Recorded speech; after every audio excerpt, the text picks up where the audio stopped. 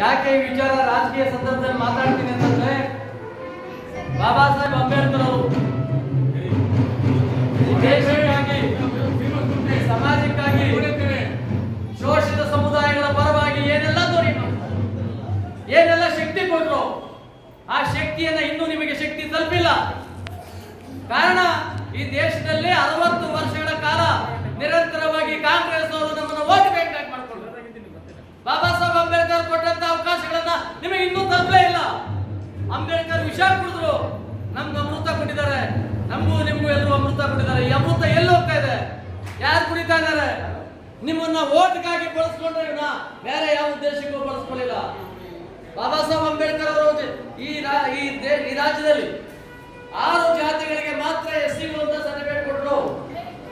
ಇವತ್ತು 6 ಜಾತಿ ಇದ್ದಂತ ಈ ಸಮಾಜ ಇವತ್ತು 95 + 6 101 ಜಾತಿ ಆಗಿದೆ.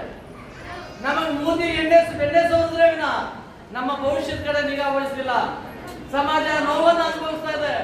ಇವತ್ತು ಹಳ್ಳಿಗಳಲ್ಲಿ ಹೋಗಿದ್ದೆ, ನಾನು 25-30 ಹಳ್ಳಿಗೆ ಹೋಗಿದ್ದೆ. ಇವತ್ತು ಹಳ್ಳಿಗಳಲ್ಲಿ ಹೋದಾಗ ನನ್ನ ಸಮಾಜದ ಮನೆಗಳಿಗೆ ಹೋಗಿದ್ದೆ. ನನಗೆ ಲೆಫ್ಟ್ ರೈಟ್ ಗೊತ್ತಿಲ್ಲ. ನನಗೆ ಗೊತ್ತಿರೋದ್ರ ಮುಂದೆನೆ ಬಾಬಾ ಸಾಹೇಬ್ ಅಂಬೇಡ್ಕರ್ ಕೊಟ್ಟಂತ ಅವಕಾಶಗಳನ್ನ ನಮಗೆ ಸಿಗದೆ ಅಂತಕ್ಕಂಥದ್ದು. ನಾನು ಛಲವಾದಿ ಸಭೆಗಳಲ್ಲಿ ಭಾಗವಹಿಸಿಲ್ಲ ನನ್ನ ಜೀವನದಲ್ಲಿ. ನಾನು ಯಾಕೆ ಈ ಮಾತು ಹೇಳ್ತೀನಿ ಅಂದ್ರೆ, ದೇಶದಲ್ಲಿ ನಮ್ಮ ದೇಹಕ್ಕೆ ಹೇಗೆ ಹೃದಯ ಮುಖ್ಯನೋ, ಈ ಹೃದಯದಿಂದ ಎಡಗೈ ಮತ್ತೆ ಬಲಗೈ ಮುಖ್ಯನೋ, ಹಾಗೆ ಈ ಸಮಾಜದಲ್ಲಿ ಎಡಗೈ ಬಲಗೈ ಒಂದಾಗಿ ಹೋದ್ರೆ ಏನು ಮಾಡಕ್ಕಾಗಲ್ಲ. ಆದ್ರೆ ಕೆಲವರು ಸ್ವಾರ್ಥಕ್ಕಾಗಿ ಎಲ್ಲ ಎಡಗೈ ಜೈ ಮಾದಿಗ ಇವೆಲ್ಲ ನಾನು ಮಾತಾಡೋದಿಲ್ಲ. ನಿಮ್ಮನ್ನು ಜೈ ಛಲವಾದಿ ಅಂತ ಕರಿತಾ ಇದ್ರು. ನಾನು ಹೇಳಿದಾಗ ಕರಿಬೇಡಿ, ಬಿಡಿ, ನಮ್ಮೆಲ್ಲ ನಮ್ಮ ಅಣ್ಣ ಬಂದ್ರು, ಅವರು ನಮ್ಮ ಅಣ್ಣ ಬಂದ್ರೆ, ನೀವು ನಮ್ಮ ಅಣ್ಣ ಬಂದ್ರ. ನಾನು ಯಾಕೆ ನಾನು ಬಹಳ ಅಂತ ಮಾತಾಡೋದಿಲ್ಲ. ಈ ದೇಶದಲ್ಲಿ ಸಮಾಜವನ್ನ ಹೊಡಿತಕ್ಕಂಥ ಕೆಲಸವನ್ನ ಕಾಂಗ್ರೆಸ್ ಮಾಡ್ಕೊಂಡ್ಬಂತು. ಬಾಬಾ ಸಾಹೇಬ್ ಅಂಬೇಡ್ಕರ್ ದೇಶದ ಸಂವಿಧಾನವನ್ನ ಬರೆದ್ರು. ಈ ದೇಶಕ್ಕೆ ಮೊದಲನೇ ಕಾನೂನು ಮಂತ್ರಿ ಆಗಿದ್ರು. ಕಾನೂನು ಮಂತ್ರಿ ಆಗಿದ್ದಾಗ ಹೆಣ್ಣು ಮಕ್ಕಳನ್ನ ನೋಡಿದ್ರು. ಈ ದೇಶದಲ್ಲಿ ಇರ್ತಕ್ಕಂಥ ಸಮಸ್ತ ಹೆಣ್ಣು ಮಕ್ಕಳ ಪರವಾಗಿ ಕಾಮನ್ ಸಿವಿಲ್ ಕೋಡ್ ತರಬೇಕನ್ನೋ ಪ್ರಯತ್ನ ಮಾಡಿದ್ರು. ಕಾಮನ್ ಸಿವಿಲ್ ಕೋಡ್ ಅಂತಂದ್ರೆ ದೇಶದಲ್ಲಿ ಇರ್ತಕ್ಕಂಥ 50% ಮಹಿಳೆಯರಿಗೆ ಸಮಾನತೆ ಕೊಡಬೇಕು. ನಿಮ್ಗೆ ವೋಟ್ ಹಾಕೋ ಅಧಿಕಾರ ಇರಲಿಲ್ಲ, ನಿಮಗೆ ತಂದೆ ಆಸ್ತಿಯಲ್ಲಿ ಪಾಲಿರಲಿಲ್ಲ. ನಿಮ್ಮನ್ನ ಎಲ್ಲೋ ಒಂದ್ ಕಡೆ ನಿಜವಾದ ಅಸ್ಪೃಶ್ಯ ಅಂದ್ರೆ ಹೆಣ್ಣು ಮಕ್ಕಳಿಗೆ ಶೆಡ್ಯೂಲ್ ಕಾಸ್ಟಲ್ಲಿ ಛಲವಾದಿ ಮಾದಿಗ ಹೆಣ್ಣು ಮಕ್ಕಳಿಗೆ ಅಲ್ಲ, ದೇಶದಲ್ಲಿ ಇರ್ತಕ್ಕಂಥ ಎಲ್ಲ ಹೆಣ್ಣು ಮಕ್ಕಳಿಗಾಗಿ ನ್ಯಾಯ ಕೊಡಬೇಕು ಪ್ರಯತ್ನ ಮಾಡಿದ್ರು. ನೆಹರು ಹೇಳಿದ್ರು, ಮುಸಲ್ಮಾನರಿಗೆ ಬುರ್ಕಾದಲ್ಲಿ ಇರಬೇಕು, ಅವರಿಗೆ ಸೇರಿಸಬೇಡಿ ಕಾಮನ್ ಸಿವಿಲ್ ಕೋಡ್ ಅಲ್ಲಿ ಇಲ್ಲ. ಕಾಮನ್ ಸಿವಿಲ್ ಕೋಡ್ ಅನ್ನ ಪಕ್ಕಕ್ಕೆ ಬಿಟ್ರು. ಹಿಂದೂ ಕೋಡ್ ಬಿಲ್ ಅನ್ನ ತರ ಪ್ರಯತ್ನ ಮಾಡಿದ್ರು. ಇವತ್ತು ಬ್ರಾಹ್ಮಣರು ಇರ್ಬೋದು, ಸಮಸ್ತ ಹೆಣ್ಣು ಮಕ್ಕಳ ಹಿಂದೂಗಳ ಹೆಣ್ಣು ಮಕ್ಕಳಿಗಾಗಿ ನ್ಯಾಯ ಕೊಡೋ ಪ್ರಯತ್ನ ಮಾಡ್ತಾರೆ. ಆಗ ನೆಹರು ಹೇಳ್ತಾನೆ, ಹೆಣ್ಣು ಮಕ್ಕಳು ಏನಿದ್ರು ಮನೆಯಲ್ಲಿ ಅಡಿಗೆ ಮಾಡ್ಕೊಂಡು 4 ಗೋಡೆ ಮಧ್ಯೆ ಇರಬೇಕು. ಅವ್ರು ಯಾವುದೇ ಕಾರಣಕ್ಕೂ ಅವ್ರನ್ನ ಓಟ್ ಹಾಕೋ ಅಧಿಕಾರ ಆಗಲಿ, ತಂದೆ ಆಸ್ತಿಯಲ್ಲಿ ಪಾಲಾಗಲಿ, ಗಂಡು ಮಕ್ಕಳಿಗೆ ಸರಿಸಮಾನವಾದ ಹಕ್ಕುಗಳನ್ನ ಕೊಡಬಾರದು ಅಂತಕ್ಕಂಥ ಮಾತನ್ನ ಹೇಳಿದ್ರು. ಆಗ ಅಂಬೇಡ್ಕರ್ಗೆ ನೋವಾಗುತ್ತೆ. ನಾನೊಬ್ಬ ಕಾನೂನು ಮಂತ್ರಿಯಾಗಿ ಹೆಣ್ಣು ಮಕ್ಕಳು ಗಂಡಸರಿಂದ ಶೋಷಣೆಗೊಳಗಾಗಿದ್ದಾರೆ, ದೌರ್ಜನ್ಯಗೊಳಗಾಗಿದ್ದಾರೆ, ಅವರು ಹಿಂಸೆಯನ್ನ ಪಡ್ತಾ ಇದ್ದಾರೆ. ಈ ಹೆಣ್ಣು ಮಕ್ಕಳಿಗೆ ನ್ಯಾಯ ಕೊಡದೇ ಇದ್ಮೇಲೆ ನಾನು ಯಾಕೆ ಕಾನೂನು ಮಂತ್ರಿ ಆಗಿರ್ಬೇಕಂತ ಹೇಳಿ ರಾಷ್ಟ್ರಪತಿ ದೂರ ಹೇಳ್ತಾರೆ. ಹೇಳೋ ನೆಹರುವಿಗೆ, ನಾನು ಕಾನೂನು ಮಾಡಲಿಲ್ಲ ಅಂದ್ರೆ ನಾನು ಯಾಕೆ ಕಾನೂನು ಮಂತ್ರಿ ಆಗಿರ್ಬೇಕು ಅನ್ನೋ ಮಾತನ್ನ ಹೇಳ್ತಾರೆ. ಆಗ ರಾಷ್ಟ್ರಪತಿ ಬಾಬು ರಾಜೇಂದ್ರ ಪ್ರಸಾದ್ ಹೇಳ್ತಾರೆ, ಇಲ್ಲ ಇಲ್ಲ, ಹೆಣ್ಣು ಮಕ್ಕಳು ಏನಿದ್ರು ಹಾಗೆ ಇರಬೇಕು, ನೀವು ಅಡ್ಜಸ್ಟ್ ಮಾಡ್ಕೊಂಡು ಹೋಗಿ ಅಂತಾರೆ. ಬಾಬಾ ಸಾಹೇಬ್ ಅಂಬೇಡ್ಕರ್ ಅವರ ವಿಚಾರ ನಮಗೆ ಹೃದಯದಲ್ಲಿ ಹಂಗೆ ಬೆಂಕಿ ಬೀಳುತ್ತೆ, ದುಃಖ ಆಗುತ್ತೆ. ನಿಮ್ಮನ್ನೆಲ್ಲ ನೋಡ್ತಾ ಇದ್ದಾಗ ನನ್ನ ಕಣ್ಣಲ್ಲಿ ಆಟೋಮೆಟಿಕ್ ಆಗಿ ನೀರು ಬಂತು. ನನಗೆ ಏನು ಅಂತ ಗೊತ್ತಿಲ್ಲ, ನಿಮಗೂ ನನಗೆ ಯಾವ ಸಂಬಂಧನೂ ಇಲ್ಲ ಅಂತ ಅನ್ಕೊಳ್ಳೋ ಮಾತಲ್ಲ. ನನ್ನ ನೋವು ಆ ಬಾಬಾ ಸಾಹೇಬ್ ಅಂಬೇಡ್ಕರ್ ವಿಷ ಕೊಡುದು ನಿಮ್ಗೆ ಅಮೃತ ಕೊಟ್ಟಲ್ಲ, ಈ ಅಮೃತ ನಿಮ್ಗೆ ಸಿಗ್ಲಿಲ್ವೇ? ಇನ್ನು ನನ್ನ ಜನ ಬಡತನದಲ್ಲಿ ಇದಾರಲ್ಲ. ಇವತ್ತು ಮಹಾನಾಯಕ ಅಂಬೇಡ್ಕರ್ ಬರ್ತಾ ಇದೆ, ಸೀರಿಯಲ್ ನೋಡ್ತಾ ಇದ್ರೆ ನೀವು. ಅವ್ರ ಬಾಧೆ ಎಷ್ಟಿತ್ತು, ಅವ್ರ ನೋವುಗಳು ಎಷ್ಟಿತ್ತು, ಯಾವ ರೀತಿ ನೋವುಗಳನ್ನು ಅನುಭವಿಸಿದ್ರು, ಆ ನೋವುಗಳನ್ನು ಅನುಭವಿಸಿರ್ತಕ್ಕಂಥ ನಮ್ಮ ಅಣ್ಣ ಬಂದಿಗೆ ನ್ಯಾಯ ಕೊಡ್ಬೇಕಂತಕ್ಕಂಥ ಪ್ರಾಮಾಣಿಕ ಪ್ರಯತ್ನ ಮಾಡಿದಾಗ ಅದಾಗ್ಲಿಲ್ಲ. ಇವತ್ತು ಅವತ್ತು ಬಾಬಾ ಸಾಹೇಬ್ ಅಂಬೇಡ್ಕರ್ ಹೆಣ್ಣು ಮಕ್ಕಳಿಗೆ ಹಿಂದೂ ಕೋಡ್ ಬಿಲ್ ಪಾಸ್ ಆಗಲಿಲ್ಲ ಅನ್ನೋ ಕಾರಣಕ್ಕೆ ತಗೊಳ್ತಾರೆ ವೈಟ್ ಪೇಪರ್. ಯಾವ ಹೆಣ್ಣು ಮಕ್ಕಳಿಗಾಗಿ ಕಾನೂನು ಮಾಡ್ಲಿಕ್ಕೆ ಆಗದೆ ಇರತಕ್ಕಂತ ಕಾನೂನು ಮಂತ್ರಿಯಾಗಿ ಒಂದು ಗಳಿಗೆ ನನ್ನ ಅಧಿಕಾರ ಇರುವುದಿಲ್ಲ ಅಂತ ರಾಜೀನಾಮೆ ಬಿಸಾಕಿ ಬಂದ್ರು ಅವರು ಅಂಬೇಡ್ಕರ್. ಇವತ್ತು ಜೀವಂತವಾಗಿ ಅಂಬೇಡ್ಕರ್ ಯಾಕಿದ್ದಾರೆ? ನಮಗೆ ಜನ್ಮ ಕೊಟ್ಟು ನಮ್ಮ ತಂದೆ ತಾಯಿನೇ ಇರ್ಬೋದು, ಆದ್ರೆ ಇಡೀ ದೇಶಕ್ಕೆ ಕನ್ಯಾಕುಮಾರಿಯಿಂದ ಕಾಶ್ಮೀರ ತನಕ ನಮಗೆ ಜನ್ಮ ಕೊಟ್ಟ ತಂದೆ ತಾಯಿಗಿಂತ ಜಾಸ್ತಿ ಪ್ರೀತಿಸೋದು ನಾವು ವೈಟ್ ಪೆಟ್ರೋಲ್ ಇದ್ದಾಗೆ. ಬಾಬಾ ಸಾಹೇಬ್ ಅಂಬೇಡ್ಕರ್ ವೈಟ್ ಪೆಟ್ರೋಲ್ ಅಂತಂದ್ರೆ ಗಾಳಿ ಬಿಟ್ಟ ತಕ್ಷಣ ಗಮ್ ಅಂತ ಹಚ್ಕೊಳ್ತಾರೆ. ಹಾಗೆ ಬಾಬಾ ಸಾಹೇಬ್ ಅಂಬೇಡ್ಕರ್ ವಿಚಾರಗಳನ್ನ ನಾವು ಗಮನದಲ್ಲಿ ಇಟ್ಕೊಂಡು ಕೆಲಸ ಮಾಡಬೇಕು. ಅವ್ರು ಕೊಟ್ಟಿರ್ತಕ್ಕಂಥ ಸೌಲಭ್ಯಗಳು ನಿಮ್ಮ ಮನೆ ಬಾಗಿಲು ಬರಬೇಕು. ಇವತ್ತು ಕೆಲವೇ ವ್ಯಕ್ತಿಗಳು ಆ ಮೀಸಲಾತಿಗಳನ್ನ, ಸರ್ಕಾರಿ ಸೌಲಭ್ಯಗಳನ್ನ ವಂಚನೆ ಮಾಡ್ತಾ ಇದಾರೆ. ನಮ್ಮಲ್ಲಿ ನಮ್ಮ ಮೇಲ್ಜಾತಿಯವರು ಶತ್ರುಗಳಲ್ಲ, ನಮ್ಮಲ್ಲೇ ಇರ್ತಕ್ಕಂಥವ್ರು. ಆ ಸೌಲಭ್ಯಗಳ ನಿಮ್ ಗಂಟ ತರಿಸುವ ಕೆಲಸ ಮಾಡಲಿಲ್ಲ. ಹಾಗಾಗಿ ಇವತ್ತು ರಾಜಕೀಯವಾಗಿ ನಾನು ಮಾತಾಡ್ತಾ ಇಲ್ಲ, ನನ್ಗೆ ನೋವಾಗ್ತಾ ಇದೆ. ಇವತ್ತು ನಮ್ಮ ಜನ ಇವತ್ತು ಈ ಸ್ಥಿತಿಗೆ ಬಾಬಾ ಸಾಹೇಬ್ ಅಂಬೇಡ್ಕರ್ ಕೊಟ್ಟಂತ ಅವಕಾಶ ಸಿಗ್ಲಿಲ್ವಲ್ಲ ಅಂತಕ್ಕಂಥ ಒಂದು ನೋವಾಗ್ತದೆ. ಆಗ ಆಮೇಲೆ ಅಂಬೇಡ್ಕರ್, ಬಾಬಾ ಸಾಹೇಬ್ ಅಂಬೇಡ್ಕರ್ ಅವರು ಮೀಸಲಾತಿಯನ್ನ ತಂದ್ರು. 2 ಸಾರಿ ಚುನಾವಣೆ ನಿಲ್ತಾರೆ. ನೆಹರು ಪ್ರಧಾನಮಂತ್ರಿ ಆಗಿರ್ತಾರೆ. ಬೇಕಾದಷ್ಟು ಪಾರ್ಲಿಮೆಂಟ್ ಅಲ್ಲಿ ಅವ್ರಿಗೆ ಅವಕಾಶ ಇತ್ತು, ಬಹುಮತ ಇತ್ತು. ಅಂಬೇಡ್ಕರ್ ಒಬ್ಬರಿಗೆ ಅಂದ್ರೆ ಏನು ನಷ್ಟ ಆಗ್ತಾ ಇರಲಿಲ್ಲ. ಅಂಬೇಡ್ಕರ್ನ ಅವಿರೋಧವಾಗಿ ಆಯ್ಕೆ ಮಾಡಬೇಕಾಗಿತ್ತು. ಅಂಬೇಡ್ಕರ್ನ ಅವಿರೋಧವಾಗಿ ಆಯ್ಕೆ ಮಾಡಲಿಲ್ಲ. ಒಬ್ಬ ಅನಕ್ಷರಸ್ಥ ಅವಿದ್ಯಾವಂತನ ಅಂಬೇಡ್ಕರ್ ವಿರುದ್ಧವಾಗಿ ನಿಲ್ಲಿಸಿ ನೆಹರು ಖುದ್ದು ಉಸ್ತುವಾರಿನಲ್ಲಿ ಅಂಬೇಡ್ಕರ್ನ ಸೋಲಿಸಿದ್ರು. ಅಂಬೇಡ್ಕರ್ನ ಸೋಲಿಸಿದಂತ ಸಂದರ್ಭದಲ್ಲಿ ಇಡೀ ದೇಶ ಕಣ್ಣೀರಾಗ್ತದೆ. ಒಬ್ಬ ದೇಶದ ಮಹಾದೊರೆ, ಒಬ್ಬ ಶೋಷಿತರ ದೊರೆ, ದೇಶಕ್ಕೆ ದೊಡ್ಡ ದೊರೆ ಅಂತ ಒಬ್ಬ ದೊರೆಯನ್ನ ಸೋಲಿಸಿದ್ರಲ್ಲ ಅಂತ ಹೇಳಿ ಶ್ಯಾಮಾ ಪ್ರಸಾದ್ ಮುಖರ್ಜಿ ಅವರು, ಇವತ್ತು ನಾವೇನು ಭಾರತೀಯ ಜನತಾ ಪಕ್ಷ ನಾವು ಶಾಲು ಹಾಕೊಂಡು ಕೂತಿದ್ದೀವಿ, ಇವತ್ತು ನಾವೆಲ್ಲ ಇಲ್ಲಿ ಸೇರಿದ್ದೇವೆ ಅಂತ ಶ್ಯಾಮಾ ಪ್ರಸಾದ್ ಮುಖರ್ಜಿ ಭಾರತೀಯ ಜನಸಂಘದ ಅಧ್ಯಕ್ಷರಾಗಿದ್ದಂಥವ್ರು, ಸಂಸ್ಥಾಪಕ ರಾಷ್ಟ್ರೀಯ ಅಧ್ಯಕ್ಷರಾಗಿದ್ದಂಥವ್ರು. ಯೋಚನೆ ಮಾಡ್ತಾರೆ, ಅಂಬೇಡ್ಕರ್ಗೂ ಮತ್ತು ಶ್ಯಾಮಾ ಪ್ರಸಾದ್ ಮುಖರ್ಜಿ ಅವ್ರ ಮಧ್ಯೆ ಬಹಳ ಬಾಂಧವ್ಯ ಇತ್ತು, ಬಹಳ ಸ್ನೇಹ ಇತ್ತು. ದೇಶಕ್ಕಾಗಿ ಇಬ್ಬರು ಹುತಾತ್ಮರಾದಂಥವರು. ಶ್ಯಾಮಾ ಪ್ರಸಾದ್ ಮುಖರ್ಜಿ ಅವರು ವೆಸ್ಟ್ ಬೆಂಗಾಲಿಂದ ಅವರ ರಾಷ್ಟ್ರ ಮೆಂಬರ್ ಮಾಡ್ತಾರೆ. ಬಾಬಾ ಸಾಹೇಬ್ ಅಂಬೇಡ್ಕರ್ ಅವರನ್ನ ರಾಷ್ಟ್ರ ಮೆಂಬರ್ ಮಾಡಿ ಪಾರ್ಲಿಮೆಂಟ್ ಕಳಿಸ್ತಾರೆ. ಅದು ನಮ್ಮ ಪಕ್ಷ, ಭಾರತೀಯ ಜನತಾ ಪಕ್ಷ.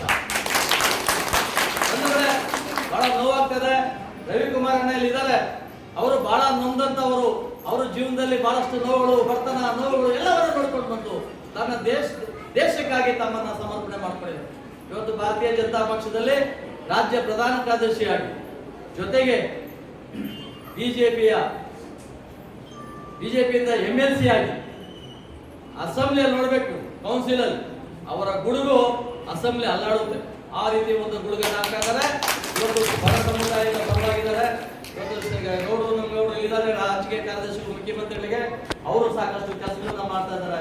ನಾನು ಯಾಕೆ ಈ ಮಾತು ನನಗೆ ಜಾಸ್ತಿ ನೋವಾಗ್ತಾ ಇರೋದು, ನಿಮ್ಮನ್ನು ನೋಡಿದಾಗ ಎಲ್ಲೋ ಒಂದ್ ಕಡೆ ಮುಖ ಬಾಡಿ ಹೋಗಿದೆ, ಎಲ್ಲೋ ಒಂದ್ ಕಡೆ ಜೀವನದಲ್ಲಿ ನೊಂದಿದ್ದೀರಿ. ಈ ನೋವನ್ನು ಅನುಭವಿಸ್ತಾ ಇರ್ತಕ್ಕಂಥ ನಿಮ್ಮ ಕುಟುಂಬಗಳಿಗೆ ಯಾಕೆ ಇನ್ನೂ ಅಮೃತ ಸಿಕ್ಕಿಲ್ಲ?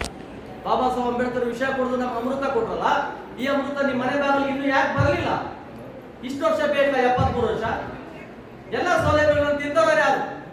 ನಮ್ಮಲ್ಲೇ ಮೇಲೆ ಬಂದಿರ್ತಕ್ಕಂಥ ಕೆಲವು ಕುಟುಂಬಗಳು ಅದನ್ನು ತಿಂತಾ ಇದ್ದಾವೆ. ಅದು ಹೋಗಲಾಡಿಸ್ಬೇಕಾದ್ರೆ ನರೇಂದ್ರ ಮೋದಿ ಅವರನ್ನ ನಾವು ಕೈ ಬಲಪಡಿಸಬೇಕು.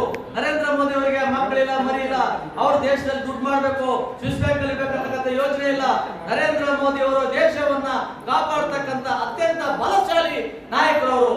ಅವ್ರ ಕೈ ಬಲಪಡಿಸಬೇಕಾದ್ರೆ ಶಿರಾ ಗೆಲ್ಬೇಕು. ನಾವು ಶಿರಾದಲ್ಲಿ ಗೆಲ್ಬೇಕಾದ್ರೆ ನಿಮ್ಮ ಓಟು ಯಾವುದೇ ಕಾರಣಕ್ಕೂ ಮಾರಾಟವಾಗಬಾರದು.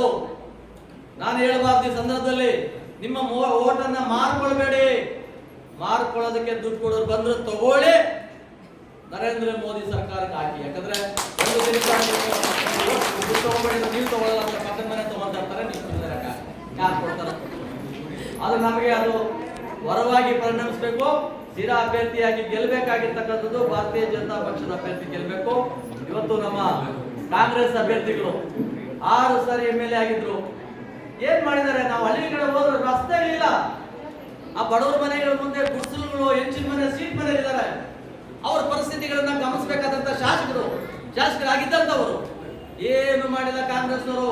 ನಿಮ್ಮ ಮೂತಿಗೆ ಬೆಣ್ಣೆ ಸೋರೋದ್ ಬಿಟ್ರೆ ಬೇರೆ ಮಾಡೋದಿಲ್ಲ. ಈ ಸಂದರ್ಭದಲ್ಲಿ ನಿಮ್ಮನ್ನೆಲ್ಲ ನನ್ನ ಪ್ರೀತಿಯಿಂದ ನಾನು ಅಪ್ಕೊಂಡು ನಿಮ್ಮನ್ನೆಲ್ಲ ನಾನು ಅಭಿನಂದನೆಗಳು ಅರ್ಪಿಸ್ತೇನೆ. ಈ ದೇಶದಲ್ಲಿ ನೀವು ಒಂದು ಕಡೆಯ ಸಮಾಜವನ್ನ ಬಲಿಷ್ಠಗೊಳಿಸೋದಕ್ಕೆ, ನಿಮ್ಮ ಮತ ಒಳ್ಳೆ ರೀತಿಯಲ್ಲಿ ಚಲಾವಣೆ ಮಾಡೋದಕ್ಕೆ, ನಿಮ್ಮ ಮತ ಮಾರಾಟಕ್ಕಲ್ಲ. ನಿಮ್ಮ ಮತ ಮಾರಾಟ ಮಾಡಿ ಇನ್ನ 5 ವರ್ಷ, 3 ವರ್ಷ ನಾವು ಗುಲಾಮಗಿರಿ ಬದುಕಕ್ಕಾಗೋದಿಲ್ಲ. ಬಾಬಾ ಸಾಹೇಬ್ ಅಂಬೇಡ್ಕರ್ ಅವರು ಕೊಟ್ಟಂತ ಅವಕಾಶ, ಬಾಬಾ ಸಾಹೇಬ್ ಅಂಬೇಡ್ಕರ್ ಒಂದು ಮಾತನ್ನು ಹೇಳಿದ್ದಾರೆ, ಅದನ್ನು ನಾನು ನೆನಪು ಮಾಡಿಟ್ಕೊಳ್ಳಿ. ಕಾಂಗ್ರೆಸ್ ಅಂತಕ್ಕಂಥದ್ದು ಉರಿಯುವ ಮನೆ, ಆ ಮನೆಯಲ್ಲಿ ಇರಬೇಡಿ ಅಂತಕ್ಕಂಥ ಮಾತನ್ನ ಬಾಬಾ ಸಾಹೇಬ್ ಅಂಬೇಡ್ಕರ್ ಹೇಳಿದ್ದಾರೆ. ಕಾಂಗ್ರೆಸ್ ಉರಿತಾ ಇರ್ತಕ್ಕಂಥ ದೊಡ್ಡ ಮನೆ, ಆ ಮನೆಯಲ್ಲಿ ಇರಬೇಡಿ, ನಿಮ್ದೇ ಆದ ರಾಜಕೀಯವನ್ನ ನೀವು ಕಾಪಾಡ್ಕೊಳ್ಳಿ.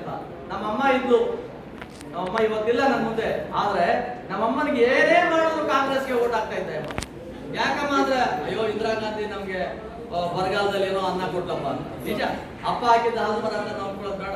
ನಮ್ಮ ತಾಯಿಗೆ ನಾನು ಎಷ್ಟೇ ಬಲಂತ ಮಾಡಿ, ಅಮ್ಮ ನಾನೇ ಅಭ್ಯರ್ಥಿ, ನಾನೇ MLA ನಿಂತಿದ್ದೀನಿ, ನಾನೇ MP ಎಲೆಕ್ಷನ್ ನಿಂತಿದ್ದೀನಿ, ನನ್ಗೆ ಓಟ್ ಹಾಕಿದ್ರೆ ಆಗ್ತಾ ಇರಲಿಲ್ಲ. ಹಂಗೆ ನಮ್ಮನ್ನ ಯಾಮಾರಿಸ್ಬಿಟ್ಟಿದ್ದಾರೆ ಕಾಂಗ್ರೆಸ್ನವರು. ಬದಲಾವಣೆ ಆಗ್ಬೇಕು. ಇವತ್ತಿನ ಬದಲಾವಣೆ ಮುಂದಿನ ಧರ್ಮಕ್ಕೆ ನಾಂದಿ ಆಗುತ್ತೆ. ನರೇಂದ್ರ ಮೋದಿ ಅವರು, ಯಡಿಯೂರಪ್ಪನವರು ಒಳ್ಳೆ ಸರ್ಕಾರ ಕೊಡ್ತಾ ಇದ್ದಾರೆ. ಅದಕ್ಕೆ ಈ ಶಿರಾ ಶಾಸಕರು ನಮಗೆ ನಿಮ್ಮ ಅಭಿವೃದ್ಧಿಗಾಗಿ ನಿಮಗೆ ಶ್ರಮಿಸ್ತಾರೆ ಅಂತ ನಾನು ಭಾವಿಸಿ, ಅವ್ರ ತಂದೆ ಕೂಡ್ಲಿಗಿರಿಯಪ್ಪನವರು ಬಹಳ ಹೆಸರು ಮಾಡಿದಂಥವ್ರು, ಅವರ ಮಗನಾಗಿರ್ತಕ್ಕಂಥ ಇವರು ಒಳ್ಳೆ ಹೆಸರು ಮಾಡಿದ್ದಾರೆ ಅಂತ ನಾನು ಕೇಳಿದ್ದೇನೆ. ನಾನು ಹಳ್ಳಿಗೆ ಸುಮಾರು ಹಳ್ಳಿಗೆ ಹೋಗಿದ್ದೇನೆ, ಕಾಲೋನಿಗೆ ಹೋಗಿದ್ದೇನೆ. ಅವರ ವೈಯಕ್ತಿಕವಾಗಿ ಅವರ ಬದುಕಿನ ಬಗ್ಗೆ ಯೋಚನೆ ಮಾಡಿದ್ದೇನೆ. ಬಂಧುಗಳೇ, ನನ್ನ ಮಾತನ್ನ ಜಾಸ್ತಿ ತಗೊಳ್ಳೋದಿಲ್ಲ. ನಿಮಗೂ ಹಸ್ದಿದ್ದೀರಾ. ಹಸ್ದವಳ ಕಷ್ಟ ಎತ್ತೋಳ ಕಷ್ಟ ಎತ್ತೋಳಿಗೆ ಗೊತ್ತಿರುತ್ತೆ.